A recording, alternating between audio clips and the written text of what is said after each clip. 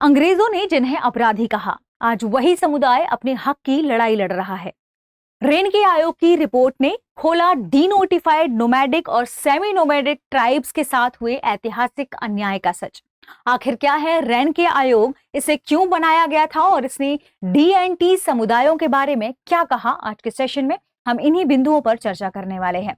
आगे बढ़ने से पहले आपके लिए महत्वपूर्ण सूचना है, अगर आप घर बैठे यूपीएससी की प्रिपरेशन करना चाहते हैं तो दृष्टि आईएएस लेकर आया है एक बहुत ही शानदार कोर्स जिसका नाम है studio GS foundation live online course.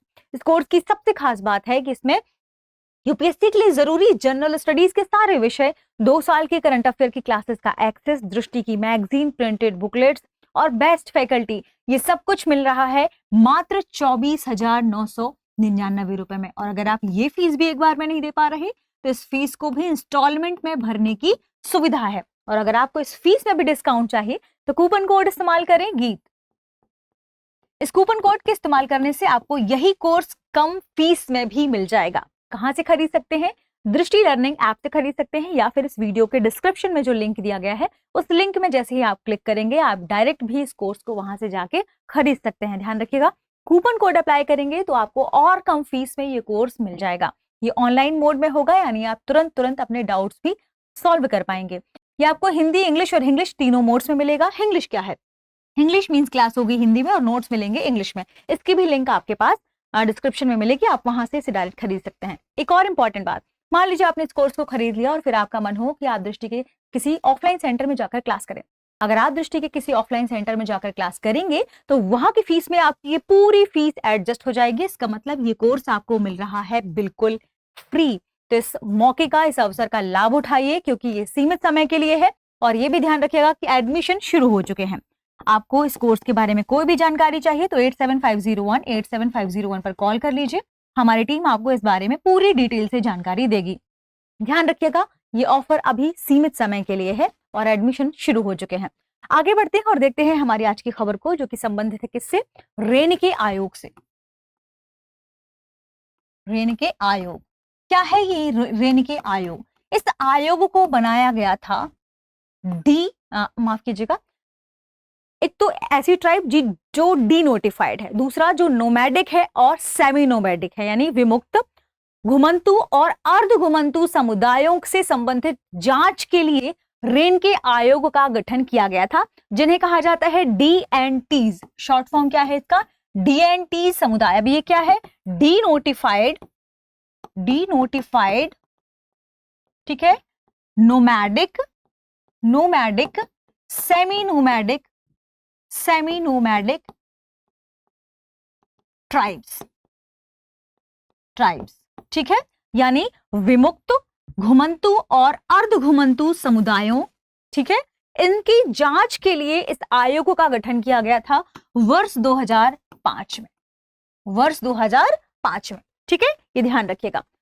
हम बात करेंगे कि आखिर ये डीएनटी समुदाय है क्या। देखिए, अंग्रेजों के समय में ब्रिटिश सरकार ने, अंग्रेजों ने 1871 में इन्हें एक क्रिमिनल ट्राइब एक्ट के जरिए अपराधी घोषित कर दिया गया था, यानी कहा जाता था कि ये जन्म से ही अपराधी हैं। इस समुदाय को नेग्लेक्ट कर दिया गया। बाद में स्वतंत्र भारत के बाद 1952 में ऐसा हुआ, इस कानून को हटाया गया जो अंग्रेज लेकर आए थे, जिसे क्रिमिनल ट्राइब्स एक्ट कहा जाता था, और उसे हटाकर इस समुदाय को मुख्य धारा में शामिल करने की कोशिश की गई।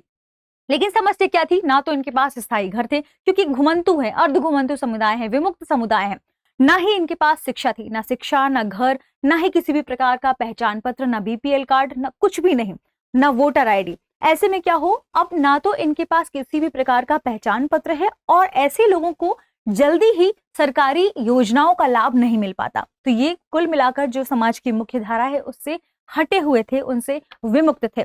इसी के लिए इन समुदायों की जांच के लिए कि इन्हें जांचा जाए, परखा जाए, कितने हैं ये देखा जाए, फिर उन्हें मुख्य धारा में शामिल करने के लिए जो जो प्रयास किए जा सकते हैं उसके लिए कि क्या क्या किया जा सकता है। लेकिन सबसे पहले क्या जरूरी था? जांच। इसी की जांच के लिए रेनके आयोग का गठन किया गया था और रेनके आयोग ने इससे संबंधित कुछ सिफारिशें भी दी थी। 2005 में रेनके आयोग जब बना उसके बाद उसने कहा कि इस समुदायों के बारे में हमें जो जितने भी जिले हैं, माफ कीजिएगा राज्य है, राज्यवार इसका अध्ययन करना होगा और फिर हमें डिसाइड करना होगा कि क्या किया जाना चाहिए। यानी रेनके आयोग ने कौन कौन सी सिफारिशें की थी फिर उसके बाद क्या मंजूरी मिली, किसका गठन हुआ, कैसे विकास और कल्याण कार्य बनाए आगे बढ़े, किन किन योजनाओं की शुरुआत हुई, आज के सेशन में हम यही समझेंगे। आगे बढ़ते हैं और सबसे पहले देखते हैं रेनके आयोग की सिफारिशों को। लेकिन रेनके आयोग के बारे में भी थोड़ी सी जानकारी, जैसे ध्यान रखें डीएनटी समुदाय, अभी हमने देखा डीनोटिफाइड नोमैडिक और सेमी नोमैडिक ट्राइब्स, इसे ही डीएनटीज कम्युनिटी कहा जाता है, समुदाय कहा जाता है, ट्राइब कहा जाता है।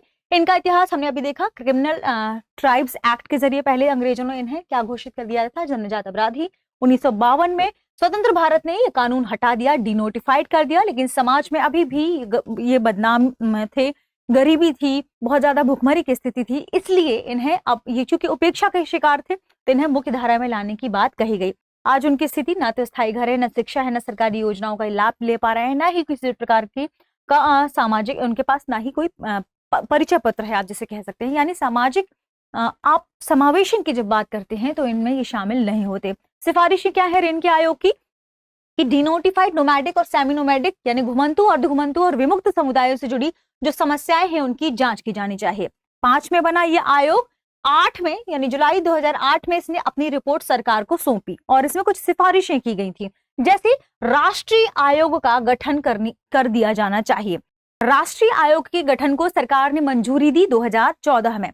ये राष्ट्रीय आयोग क्या था, national commission for denotified nomadic and semi nomadic tribe, national commission for denotified nomadic and semi nomadic tribe, और इसी को कहा जाता है NCDNT आयोग। ठीक है, 2015 में इसको माफ कीजिएगा 2014 में इस आयोग के गठन को मंजूरी मिली। 15, 16, 17, 18 देखिए 15 में आयोग ने काम करना शुरू किया, ध्यान रखें 15 में, ठीक है, मंजूरी मिली 14 में। कब गठन किया, 15 में काम करना शुरू किया। इस आयोग का काम क्या था, केंद्र सरकार ने रेनके आयोग की सिफारिशों पर विचार करने के बाद national commission for denotified nomadic and semi nomadic tribes यानी इसका गठन किया। 3 वर्षों के लिए इसने कार्य किया। कार्य था उन जातियों की पहचान करना जो डीएनटीज हैं लेकिन अभी तक SC ST OBC सूची में शामिल नहीं है, यानी वो इसके भीतर शामिल तो है, यानी डीएनटीज तो है, ठीक है, लेकिन ये अभी तक SC ST OBC सूची में शामिल नहीं है। ये भी कहा गया कि उन्हें उचित श्रेणी में शामिल करवाने की सिफारिश करना, यानी कौन सी कम्युनिटी किस श्रेणी में आएगी उन्हें उस श्रेणी में शामिल करना, ये इस आयोग का काम था। इसके अलावा विकास एवं कल्याण बोर्ड की स्थापना की भी बात की गई 2019 में। तो NCDNT की सिफारिश पर फरवरी 2019 में विकास एवं कल्याण बोर्ड, ठीक है, डेवलपमेंट एंड वेलफेयर बोर्ड की स्थापना हुई। किसके लिए, DNTs के लिए, ठीक है, ये नोट कर लीजिएगा। Development and welfare board for denotified nomadic and semi nomadic communities की स्थापना की गई। इसका उद्देश्य था इन समुदायों के विकास और कल्याण के लिए योजनाएं बनाना और लागू करना। एक और योजना की बात की गई जिसका नाम था सीड्स योजना को शुरू किया गया 2022 में। ध्यान रखें जो नेशनल कमीशन आयोग बना था डीएनटीज के लिए, उस आयोग ने सिफारिशें की थी, इसे लेकर फिर वर्ष 2022 में इन समुदायों के आर्थिक सशक्तिकरण के लिए सीड्स योजना लाई गई। सीड्स योजना का फुल फॉर्म क्या है, scheme for economic empowerment of denotified and nomadic tribes योजना। ठीक है, इसका काम क्या था, इस योजना के तहत शिक्षा, स्वास्थ्य, आजीविका, आवास से जुड़े जो लाभ हैं वो उन्हें प्रदान किए जाने की बात की गई थी, जिसका कुल बजट था 200 करोड़ रुपए और इसकी अवधि निर्धारित की गई थी 2021-22 से 2025-26 यानी अब देखते हैं कि 26 में सरकार क्या कहती है इस योजना के क्रियान्वयन को लेकर। ये ध्यान रखिएगा कि जब रेनके आयोग बना था तो रेनके आयोग ने कुछ और भी बातें कही थी, जैसे रेनके आयोग ने कहा था कि 97% डिनोटिफाइड ट्राइब्स पहले से SC ST और OBC में शामिल हैं, 86% नोमैडिक ट्राइब्स भी इस श्रेणी में हैं। समस्या यह है कि ये अपने लाभ तक नहीं पहुंच पा रहे हैं, यानी जो सरकारी लाभ मिल रहे हैं वो वहां तक नहीं पहुंच पा रहे हैं। इसके अलावा इसी की सिफारिश के आधार पर ध्यान रखिए doctor Ambedkar pre matric and post matric scholarship की भी घोषणा हुई थी। डॉक्टर अंबेडकर प्री और पोस्ट मैट्रिक स्कॉलरशिप की भी घोषणा हुई थी, जिसमें डीएनटीज कम्युनिटी के छात्र छात्रा हैं, इनके लिए छात्रवृत्ति योजना है ये, यानी आर्थिक सहायता उन्हें उपलब्ध करवाना इसमें शामिल था। इसके अलावा एक और योजना की शुरुआत हुई थी जिसे कहा जाता है नानाजी देशमुख छात्रावास योजना। और नानाजी देशमुख छात्रावास योजना, इस योजना के अंतर्गत जो एनटी समुदाय के छात्र छात्रा हैं, डीएनटी समुदाय के छात्र छात्रा हैं, इनको रहने के लिए छात्रावास बनाने की बात शुरू की गई थी। ठीक है, ये योजनाएं देखते हैं काम कर रही हैं। 2026 में देखते हैं कि क्या रिपोर्ट्स निकलकर सामने आती हैं। लेकिन जो मुख्य बात इन कम्युनिटी के लिए कही जा रही है वो है कि क्या क्या सबसे बड़े संकट है इनके सामने। रेणके आयोग ने कहा कि इनके सामने सबसे बड़ा संकट है पहचान और दस्तावेज। ना दस्तावेज है ना किसी प्रकार की पहचान है, इस वजह से ये अगर दस्तावेज होंगे तो सरकारी योजनाओं का लाभ ले पाएंगे, दस्तावेज नहीं है इसलिए वो योजनाओं से वंचित है। इसके अलावा बुनियादी सुविधाएं, सड़क, शिक्षा, स्वास्थ्य, अस्पताल, इनसे संबंधित जो सुविधाएं हैं इनका अभाव है। एक और बात, शिक्षा रोजगार से संबंधित जो भी चीजें हैं उनका ये फायदा नहीं उठा पा रहे हैं, रोजगार नहीं है। यानी हम जब बात करते हैं छोटे छोटे उद्योगों से ही शुरू किया जाए, लेकिन ये अभी तक उनकी पहुंच नहीं सुनिश्चित हुई है।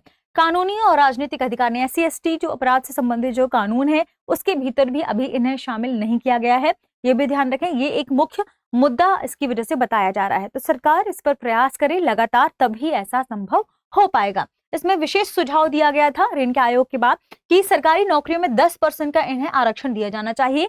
MP लेट्स फंड का 10% DNTs के लिए उपयोग किया जाना चाहिए और DNTs फाइनेंस कॉर्पोरेशन बनाया जाना चाहिए ताकि इनका फाइनेंशियल इंक्लूजन किया जा सके। तो ये मुख्य बिंदु थे रेणके आयोग इनकी सिफारिशों से संबंधित, जो कि UPSC के लिए जरूरी हो जाता है क्योंकि इस बार ये चर्चा में आ गया है। तो हो सकता है इससे किसी भी प्रकार के प्रश्न को फ्रेम कर दिया जाए। अगर आपको ये सेशन पसंद आया हो तो चैनल को सब्सक्राइब कर लीजिए क्योंकि हमारा इससे मनोबल बढ़ता है, और अपने दोस्तों को जरूर शेयर करें।